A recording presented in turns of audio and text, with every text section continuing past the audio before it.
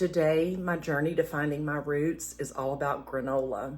My sweet cousin Whitney shared her homemade granola recipe with me probably 2 years ago, and I've adapted it just ever so slightly to suit my needs. I'll put her original recipe down in the description, and you can adapt it if you choose to. One of the things that I do differently is that I flake or roll my own oatmeal. I start with whole oat groats. I'll show you what those look like in just a minute. And I run them through a machine that I have that's called a flaker. I'll show you that entire process from flaking the oats to pulling the finished granola out of the oven. These are oat groats. It's the whole grain that we get steel cut oats and oatmeal from. I'm going to show you my process of actually flaking, rolling these into oatmeal that I'm going to use in this granola recipe. This is what I use to flake my oats. It's made by Maxwell. It's the same company that made the original grain mill that I had, and it's called a Flake Lovers. And you'll see what I've got is the oat groats loaded in the top. I'm going to put my bowl underneath and turn it on.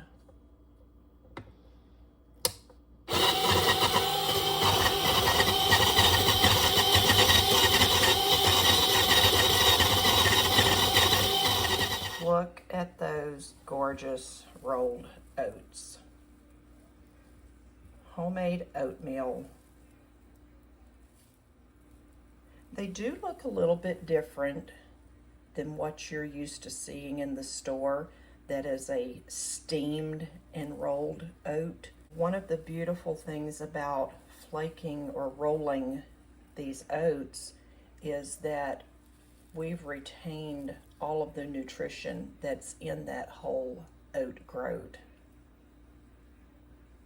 Now that I've got those oat groats flaked, I'm ready to mix all the other ingredients.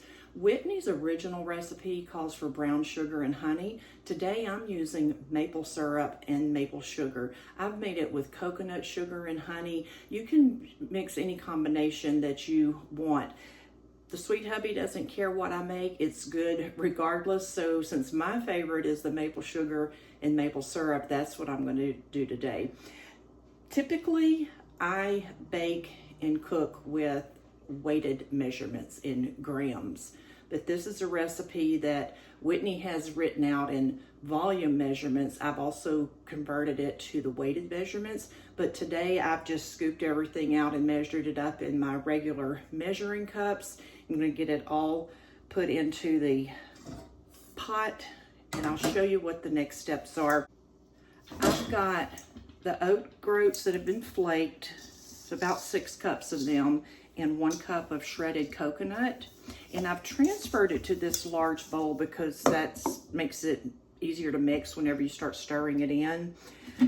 I've put the olive oil, the maple syrup, the cinnamon. Although this says Saigon cinnamon, I buy my Ceylon cinnamon from Azure Standard, and I've just transferred it into this container.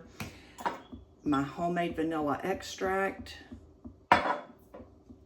and the maple sugar. I also get my maple sugar from Azure Standard. I'll put a link in the description below where you can also order anything, just about anything you want from Azure Standard.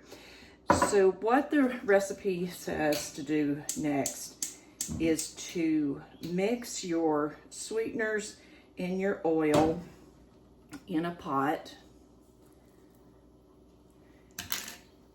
and bring that to a full rolling boil. Get that all stirred together, and I'm going to bring you a little bit closer once it starts boiling. You can see that that's starting to boil pretty heavily, pretty fast. I think Whitney refers to it as a big, big boil. So I'm going to turn off the heat and add the vanilla extract.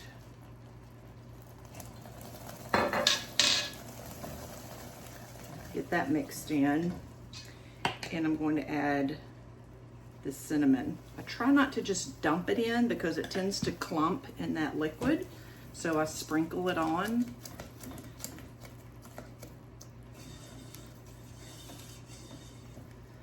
Get that well incorporated.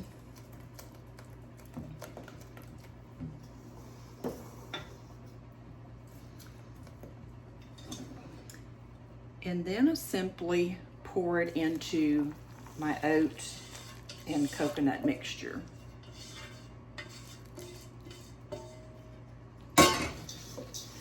And mix that very thoroughly. Now that this has been thoroughly mixed together, I'm going to pour it into this 9x13 pan. I've sprayed this just a little bit with olive oil just so I don't have any issues of it sticking. And so we're going to get that in there.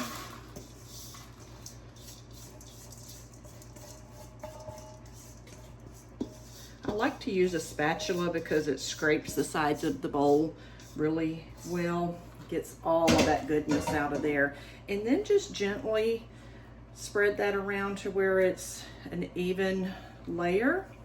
And we're going to put this into a preheated 375-degree oven for 10 minutes. And when that 10 minutes is up, we're going to take it out. I'm going to stir it around real good, turn the oven off, put this back in the oven, and let it sit until the oven has completely cooled down. It's been 10 minutes and I've taken the granola out of the oven, and now I'm just going to give it a gentle stir just to kind of get everything moved around and just flatten it back out into a pretty uniform layer. And we're going to put it back in the oven that I have already turned off, and I'll check it later tonight once it's cooled down completely. This granola has cooled completely in the oven, and I've taken it out, and I'm going to just be dumping it out into a really large stainless steel bowl that I have to get it broken up really well. This is about probably a 26-quart bowl. I'm not even sure. It's huge, and I use it for a lot of things.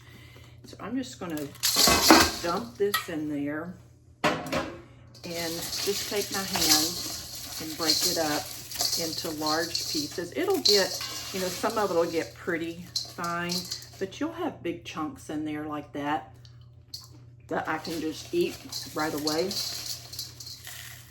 Get this all broken up, and then in a separate video, I'm going to show you what I do with it. I'll keep some of this out separate. I like to eat it with yogurt, but the rest of it, I'm going to mix up into a great grains type of cereal. Thanks for joining me on my journey to finding my roots, where today it was all about making homemade granola with freshly flaked oats. See y'all next time.